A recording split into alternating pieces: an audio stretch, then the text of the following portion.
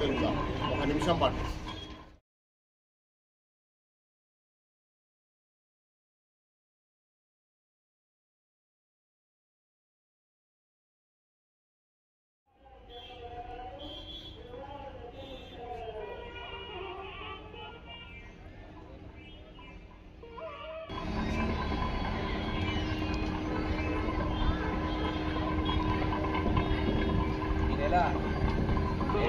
యాదగిరి దేవస్థాన యావత్ సిబ్బంది కూడా వారి యొక్క హేయమైన చర్యను ఖండిస్తున్నాం.